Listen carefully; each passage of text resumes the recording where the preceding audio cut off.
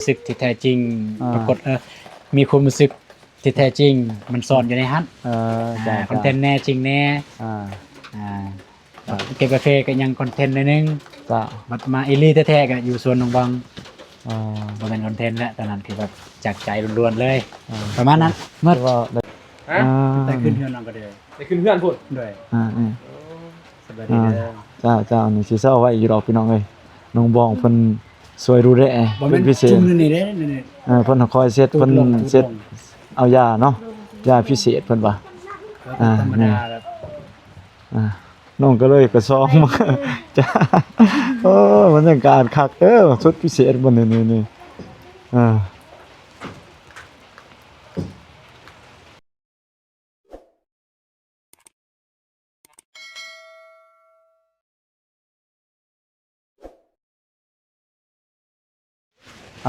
ฝนตกปล่อยๆพี่น้องเอ้ยบรรยากาศ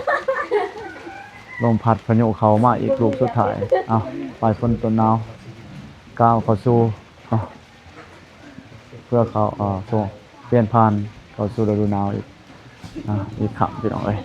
วันนี้มาก็บรรยากาศที่มีฝนขนองจะหน่อยพี่น้องเอ้ยกราบทักทายสบายดีพ่อแม่พี่น้องFC ที่น่าฮักสุขสุคนบ่ว่าอยู่ใกล้อยู่ภายในและก็ต่างประเทศนี่ดีต้อนรับเข้าสู่ช่องบ่าวผู้วง Channel อีกเช่นเก่าเช่นเคยพี่น้องเอ้ยบ่าวเองก็มาอยู่บ้านหั่งเมืองท่าแตงแข้งสิกองอีกมื้อนึงที่ว่าบ่าวเองก็ห่างเหินจากการไปเฮ็ดคลิปโลนเพราะว่ามีภารกิจทางหลาทางการบ่มีเวลาบางน้อยช่วงนี้พี่น้องก็ได้บ่ค่อยได้อัปเดตบ่ค่อยได้ติดตามทีมงานวันอาทิตย์ก็เลยว่ามีโอกาสได้มา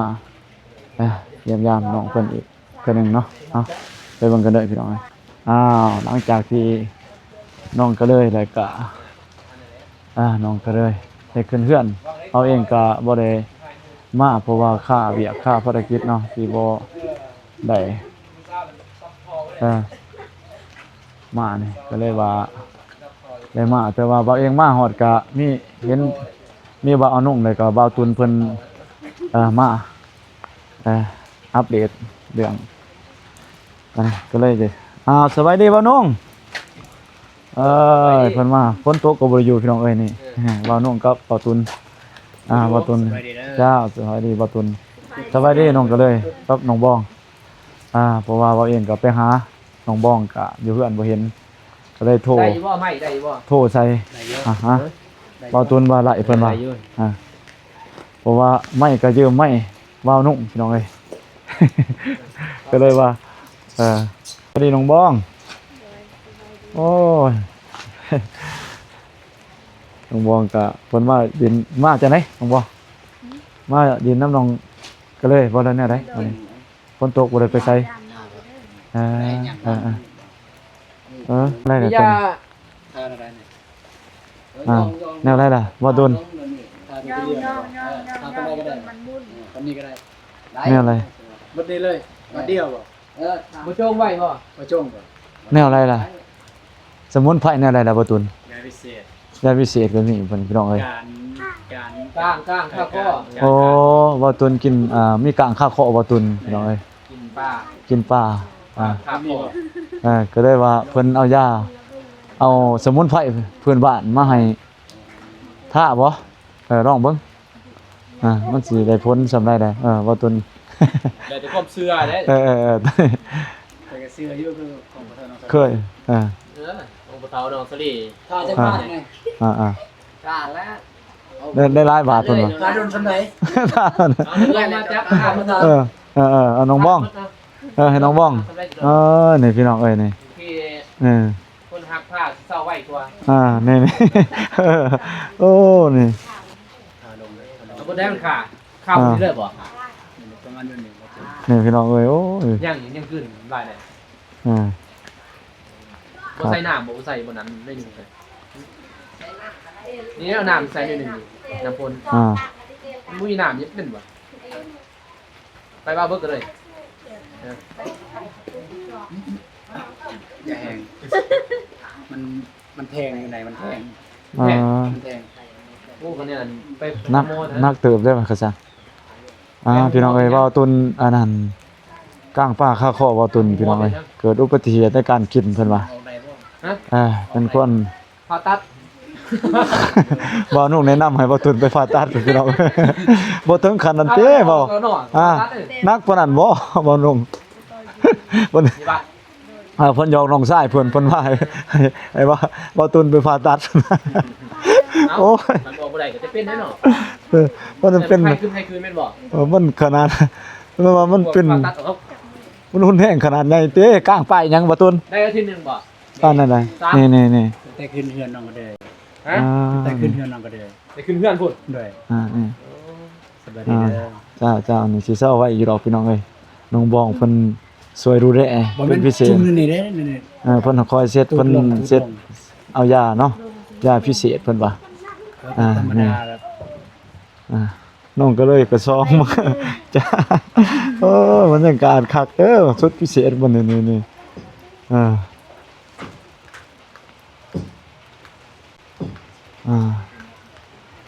ู่ว่านั่นแหละ จะได้รู้สึกแนวใดล่ะแค่ไหนบ่ได้แนวใดบ่ว่าออกฤทธิ์ไว้ปานนั้นบ่เอาต้นนี้ก็มันก็บ่ได้ไข่ติบ่รู้สึกว่ามันไข่ปูขึ้นมาติ ไอ้นิดนึง บ่ มันเจ็บ ห่วยก็ซั่นว่า คือน้ำลายเอาบ่ได้ นักเติบได้ซั่น กินข้าวบ่แซ่บ อยู่นี่บ่ยัง เด้อยังเมื่อวานน้องจกเอานิ้วในจกฮอตนี่เลยโอ้บ่ได้ฮู้เมื่อเลยบ่มีเลยบ่มี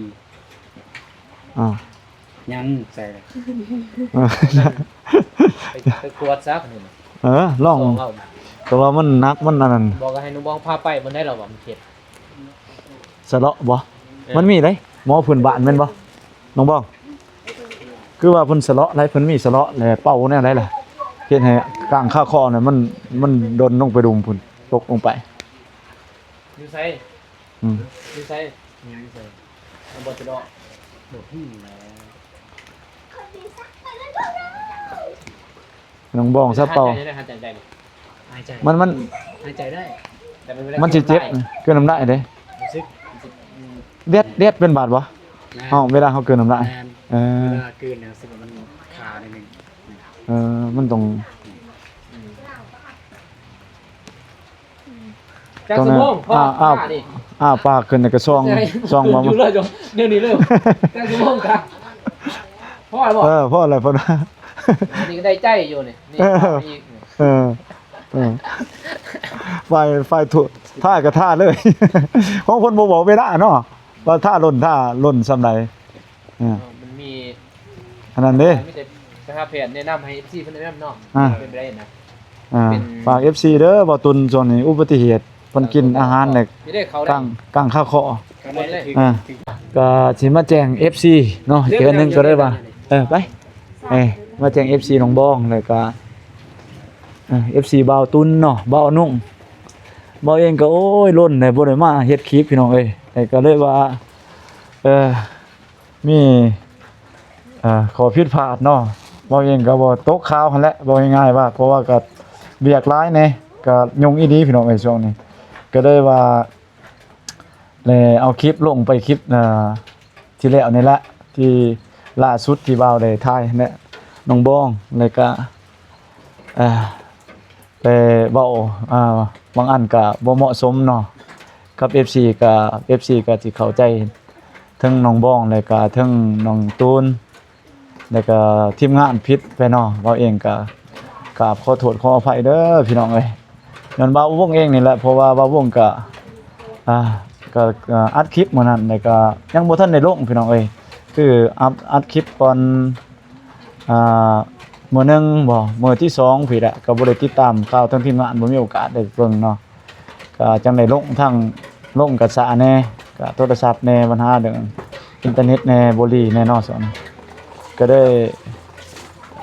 หลังจากลงแล้วว่าเองก็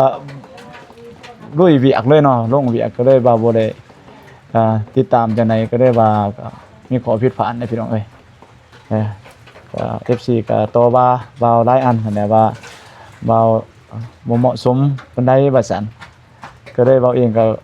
มาขอโทษเนาะมื้อนี้ถือว่าถือโอกาสมาขอโทษ FC น้องบองเอง FC ทั้งเบาตูนเบาอนุเนาะ FC ทั้งหมดนั่นแหละที่ว่าเบาได้พลาดพิงไปถึงบางอันเนาะที่บ่เหมาะสมเบาเองก็กราบขอโทษขออภัยเด้อ FC เอ้ยก็สิพยายามเติมกันย้อนก็บ่ได้ถามบ่ตุนแน่เนาะแต่ก็ทีมงานแน่ก็มาก็แต่เช้าพุ่นเนาะก็จะฝากไปเวียกก็เลยว่าบ่ได้ลงคลิปโดนได้ก็เลยว่าเอ้ามาอัปเดตเจ้าหน่อยแน่ก็ได้ว่าก็มีขอผิดพลาดนี่แต่ว่านี่มื้อนี้ก็เห็นแหละพระพี่น้องเอ้ยเพิ่นก็บ่ได้เป็นคือวาเด้อ ก็ถือว่าเพิ่นก็คือพี่น้องเห็นนั่นแหละพี่น้องเอ้ยก็บ่ได้อันนั้นดอกแต่ว่านี่เพิ่นก็ถือว่ายังหักยังแพงกันหั่นแหละนี่เราเองก็ดีใจมาเห็นน้องๆเนาะเพิ่นก็ก็สิมีข่าวดีอยู่นี่ตามเบิ่งก็สิบ่โดนดอกนี่เราเองก็มีอยู่แบะสิสนับสนุนอยู่เนาะก็ว่ามันฮอดมือฮอดบ้านคักแน่ แบะตัวนึง หายแท้ได้นี่ งัวตัวนึง ไปเดียกเบิ่งโนดอยู่ขอคันมีหลายตัวให้เดียกอยู่เนาะให้ตัวหนึงอยู่ก็สั่นสิสนับสนุนเพิ่นนี่ถือว่าก็จะได้มีขอความเห็นแน่ได้นี่ประธานได้นี่นี่เป็นผู้ใหญ่คือกันเด้ สิเป็นอันนั้นได้นี่ผู้ใหญ่ทั้งฝ่ายซ้ายคือกันได้นี่ บ่ซื้อ บ่ บ่ซื้อ ถือว่าเพิ่นนั่นแหละมาลักๆเนาะก็สิฮู้เรื่องราวหลายกว่าบ่าวเนี่ยนี่บ่าวนุ่งเนี่ยเอ้าถามบ่าวนุ่งก่อนเป็นจะได้เรื่องราวของน้องๆเพิ่นก็คือว่าเพิ่นก็สิฮู้กว่าบ่าวหั่นแหละเนาะ โดย ก็ ผู้อะไรพี่น้องเนาะ แรกๆว่านุ่งทายกะมันบ่แม่นแรกๆก็ยอกน้องเพิ่น โดย ยอกอยู่แต่ว่าถ้ายอกเข้ากับบ่ตอบสนองเขาก็สิยอกบ่ได้นะ โดย เฮาก็บ่กล้ายอกดอกพอยอกให้หมู่มักฮักกันนี่เป็นไปบ่ได้นะ โดย กัน2คน2กรรม2ฝ่ายเพิ่นบ่มักก็เฮายอกไปก็คือเก่า โดย แต่ว่าบ่นุ่งกับเบาเตียงก็ยอกไปบัดนี้เห็นน้องเพิ่นแบบคือน้องบ้องแหละยอกแล้วก็ยิ้มนะ โดย แล้วก็บ่นุ่งไปผู้เดียวมื้อนั้นก็ถามว่าไอ้ตูนเด้นะบอกกับบ่นุ่งก็สังเกตสิแม่นเด้สิว่านะ มันมีลักษณะต่างบ่พ่อน้อง นั่นแหละก็ซื้อยอกก่อน โดย ยอกไปยอกมาก็ โดย เอาไปเอามาก็ถือว่าน้องเพิ่นก็มักนั่นน่ะ โดย บัดก็คือมื้อนั้นแหละอยู่สวนหนองบ้อง โดย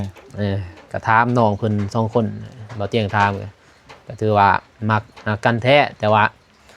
บ่เข้าใจกันซื่อๆตอนนั้น โดย เพราะว่าเบาตูนก็แบบใจฮ้อนแน่นะแบบผู้ว่าหมู่เพศมีสู่เด้แบบมีผู้บ่าวมีสู่แต่มีผู้บ่าวเกินว่าคนคุยซื่อเนี่ยโมนี่ก็หึงแล้วบัดนี้นะหึงแล้วก็เลยไปเลย แสดงอาการออกเนาะคนหือ กันแหละ หึงหวงกันก็สิมีเจ้าน้อยเนาะเป็นธรรม แต่ ดา มันเป็นคอนเทนต์เป็นชีวิตจริงของเพิ่นนะ โดย เพราะว่าเฮายอกอ่ะมันบ่แม่นเด้กระทำเบาตูนเรียบร้อย ก่อนสิยอกยังกระทำน้องเพิ่นละเอียดผู้นี้จะมักแท้บ่นะถามเพิ่นถ้ามักแท้ทั้งเบานุ่งกับเบาเตียงก็สิก็นั่นเพิ่นว่าสิเว้าให้นะ น้อง น้องเพิ่นก็บ่กล้า โดยก็ว่าไทยเพิ่นเอิ้นว่ายุ่นหินทำทางบ่ แม่น เนาะไปถามก่อน สิ เนาะ สิยอกน้องเพิ่นก็บ่กล้าเด้เบานุ่งกับเบาเตียงคันบ่ถามน้องเพิ่นเด้ถ้าน้องเพิ่นบ่มีใจหยังเฮาก็บ่หาน่ะนะ โดย ก็เลยยอกหั่นแหละเพิ่นก็เลยว่าบ่แม่นว่าเฮาบังคับเด้ แม่นมันเว้าเรื่องจิตใจของคน2คนเนาะแค่นี้มันบังคับบ่ได้เด้ มันบังคับบ่ได้ แม่นตรงเข้าใจกันนี่ เราตูนย้อนยังอยากให้เบานุ่งกับเบาเตียงไปหาน้องบอกน้องเพิ่นนะแต่ย้อนว่าเบาตูนก็เป็นคนซอยเด้เป็นสายบุญมันบ่สมควรนั่นนี่สิไปมักไปหาคนที่เฮาซอยแต่ว่าในใจเฮามักนั่นเด้แต่ว่ามันบ่สมควรนะทางผู้ใหญ่เพิ่นก็สิเบิ่งบ่งามทาง FC ก็เบิ่งบ่งามเนี่ยเฮาซอยน้ำแน่จังสิเอาหมู่น้ำแน่นะเบาตูนก็ในจุดนั้นแล้วเพิ่นก็บ่กล้ามักอยู่แต่บ่กล้าบอกเขาแนวมันก็เลยเก็บไว้ในใจตลอดนะเพิ่นไปทำเบาหนุ่มก็ทำละเอียดแล้วว่าแม่นบ่แม่นแท้บ่มักแท้เพิ่นว่าวางแตงเพิ่นว่าสิหยุดนำผู้นี้บ่หยุดเพิ่นว่าสิเลิกคุยหมดบ่ค่อยว่าแล้วบ่เตียงสัมภาษณ์ แสดงว่าเว้านุ่มนี่เพิ่นเอาละเอียดได้พี่น้องเอ้ย ก็ละเอียดได้พี่น้องเอ้ยบ่แม่นว่าคอนเทนต์บ่มันเรื่องจริงเด้ นี่แหละชัดเจนเลยเนาะพี่น้องเนาะ แม่นคันสิไปยอกน้องเพิ่นยอกให้มันบ่คือเด้เฮาใส่บุญเด้ แม่น ใส่บุญสิไปยอกให้บ่แม่นใส่ยาหักเด้เฮา แม่น คันว่าแม่นทีมงานเดียวก็บ่ฮานเด้คือคนอื่นช่างบ่อนบ่เฮาก็บ่ฮานเด้สิไปยอกว่ามันมักกันยังบ่นี่น้องเด้ ไปนำกัน6เดือนหูใจกันน่ะคือว่ามักฮักถามน้องเพิ่นละเอียดบ่อ้ำบ่ายนะ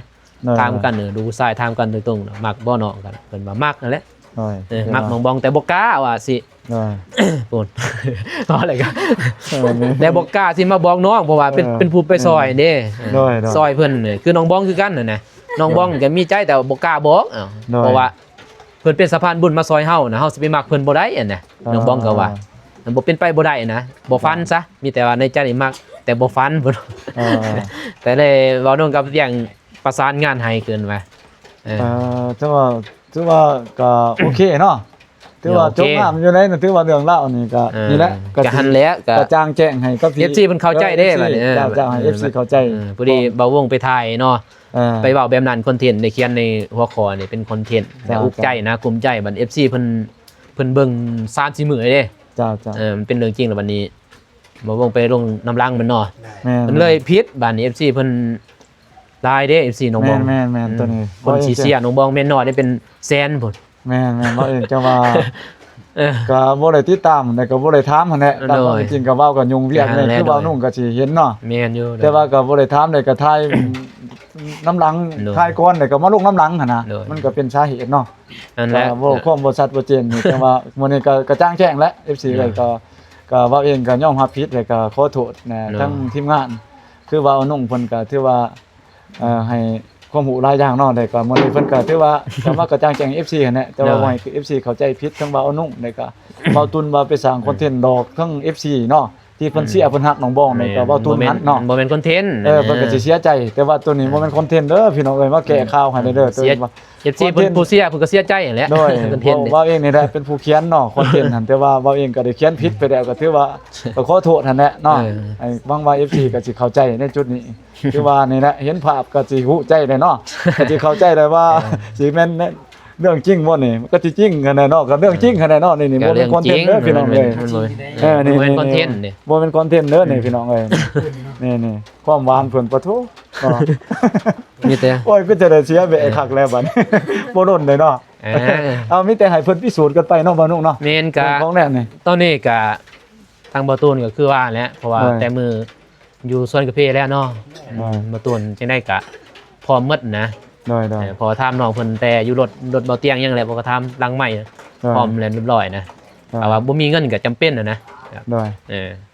ก็มีแต่ตอนนี้ก็มีแต่พาน้องเพิ่นถ้าน้องเพิ่นพร้อมยามใดเฮาก็ให้สิทธิ์น้องเพิ่นเด้บ่ตูนให้สิทธิ์น้องให้ปรับความเกินว่าคุ้นเคยแล้วก็ทางสัมพันธ์ความหักความแพงกันก่อนนะว่าจูดไปหากันขึ้นว่าตัวใดมันบ่ถือบ่ต้องก็ทับทางกันได้เนาะคอยปรับหากันมีแต่ถามแต่ความพร้อมเนาะศึกษากันในยะนี่ก่อนจักหน่อยเนาะปรับตัวว่าปรับตัวเนาะเอาน้องเนาะปรับตัวเพิ่นเดี๋ยวฮู้นิสัยใจคอเด้มันแม่นอยู่ฮู้กัน3เดือนนี่เฮ็ดเฮือนแต่ว่าบ่ฮู้ในสิ่งที่มักฮักกันเด้บ่ได้เอาใจกันในตอนนั้นมีแต่ว่าเฮามาซอยนะมักอยู่แต่เฮามาซอยเด้น้องบ้องก็มักแต่มาฮับแบบมักเฮาเป็นผู้ฮับเด้นั่นซื่อบ่ฮู้ว่า